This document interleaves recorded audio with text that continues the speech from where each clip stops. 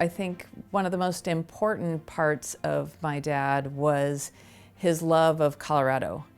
And that really started with our family being there since the 1800s and having such a strong sense of place. Probably the most ethical guy I've ever come across.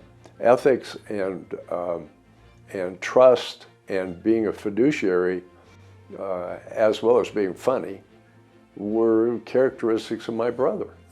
William Merriam Bart Berger was born in Denver in 1925. He attended schools in Denver and Connecticut before starting at Yale University.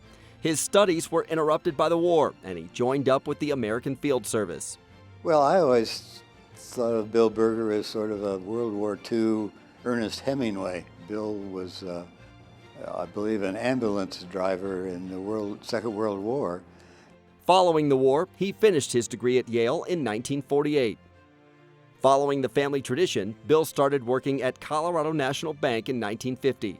We spent a lot of time in New York, building the business in New York, and was instrumental in bringing many of the mutual fund companies that are still in business today to Colorado. Over the next 40 years, Bill helped establish Denver as one of the largest mutual fund centers outside of New York City and Boston. In 1974, Bill founded Berger and Associates, which managed the Berger 100 Fund and the Berger 101 Fund.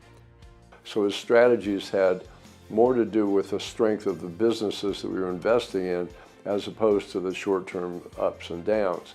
That strategy bore out through the 80s and into the 90s.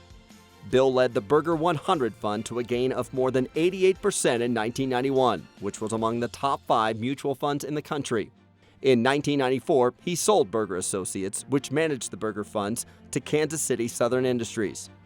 It made it possible for him to do a number of things, not the least of which was the investing in in the English art that is known in the collection, which is now at the Denver Art Museum.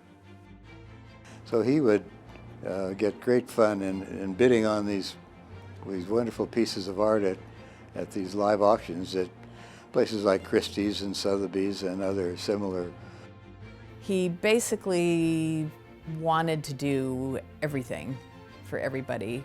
He started with the Berger Foundation and really wanted kids to know the awesomeness of nature.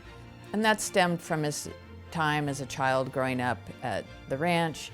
He was very instrumental in defeating the Two Forks Dam project. He just enjoyed being in the out of doors. Bill had this huge imagination, creative, really reaching out, and very entertaining, a good sense of humor. He was a wonder.